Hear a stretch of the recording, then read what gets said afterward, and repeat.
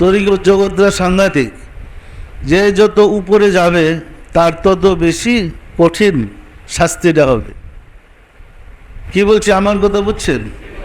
এইভাবে ইমাম শাহ চন্দ্রপুরী রহমতুল্লাহের দরবার আমরা দেখেছি, অনেক জজবাদারি, অনেক শিকল দেওয়া বাইরে রাখতে হয়েছে, কোথায় কোথায় কেরামতি দেখাইত, অনেকগুলো কি ঘটনা ঘটে ফেলাইছে। কিন্তু নিজের ভুলের কারণে অনেকেই ক্ষতিগ্রস্ত হয়ে পড়েছে, ওই সম্পদটা ধরে রাখতে পারে নাই। তো সাধনার পথে আপনাদেরও কিন্তু ইমানের পরীক্ষা হবে। অতীত এরকম ইমানের পরীক্ষা হয়েছে, বর্তমানেও হচ্ছে, ভবিষ্যতে হবে। সুতরাং ইমানের পরীক্ষায় সবসময় নিজেকে অসহায় মনে করতে হবে।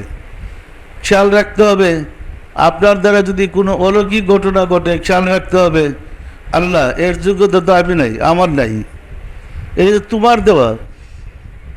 যিনি দেন তিনি নিতে কিন্তু সময় লাগে না, কিন্তু মুর্শিদ চান না এই নিয়ামতটাকে নষ্ট করে দিতে, কিন্তু নিজের কর্মদোষে এই নিয়ামতটা হারিয়ে ফেলে। যেমন বলছে কলার ছড়ি, এই যে কলার ছড়ি একটা বেরিয়ে গেছে, পরিষ্কার না? পরিষ্কার না? আমাদের চাকরদের মধ্যে অনেকেই অনেক কথা বললে বইটা যায়। যেমন বললেন বৃষ্টি যাবে গা, চলে গেছে। যেমন বললেন অসুবিধা না, এটা হবে, হয়ে পড়ছে, রোগ ভালো হয়ে যাবে, ভালো হয়ে গেছে। কিন্তু আপনার সতর্ক থাকতে হবে যে আপনি যেন মনের জোরে একটা বইলা ফেলেন না। সতর্ক থাকেন, আজিজি রাখেন, আল্লাহ ঘটেতেছে করতে দেন। আমার মনে আছে সাধনার জীবনের প্রথম দিক থেকে, আমি তখন আরবিদের হুজুর ছিলাম, তো মসজিদে যখন হুকুম দিয়েছে তখন আমি যা বলতাম তাই হয়ে যেত। তখন একদম সহজ। তো তারপরে তো হুজুর মানুষের উপকার করা পছন্দ করতাম। একজনে পানি পরে দিলে উপকার হয়, এই উপকার তো ভালো জিনিস। একটা রুগীরে দেখতে গেলে সওয়াব হয়, ফু দিয়া ভালো করে দিলে সওয়াব হয়। এই সওয়াবের ভরসায় আমার কাছে যত লোক আসছে, আমি নফসানিয়াদের জন্য না, সওয়াবের আশায় সব ভালো করতাম। একদিনটা এসে ঢুকতো, আর একদিনটা ভালো হয়ে চলে যেত, কোনো মান্নত টান্নত নাই, এমনি একসাথে সব ভালো করতাম। ধরে যদুপুর বাগরাজ বাড়িতে থাকে, হঠাৎ মুর্শেদ আমাকে তলব করলেন, আমি গিয়ে হাজির হলাম। তো আমি তো অন্য সময় কদম মসি করলে জিজ্ঞাসা করতাম, মসজিদে জিজ্ঞাসা করতেন কেমন আছেন। আচ্ছা কদম মসি করতেছি, জিজ্ঞাসা করে দেখেন আপনার হাতে যদি জেলখানার চাবি থাকে, আর যদি জেলেরা জেলখানায় থাকে, আপনি কি চাবি দিয়ে সব তালা খুলে দিয়া, জেলখানার দরজা খুলে দিয়া সব আসামি ছেড়ে দেবেন? আমি জি না। কেন ছাড়বেন না?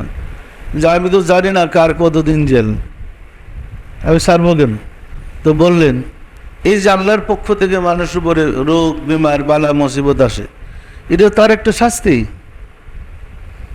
আপনার হাতে চাবি দেওয়া হয়েছে, আপনি সবাইকে ভালো করে ফলাইতেছেন, এটা কি সওয়াবের কাজ করতেছেন?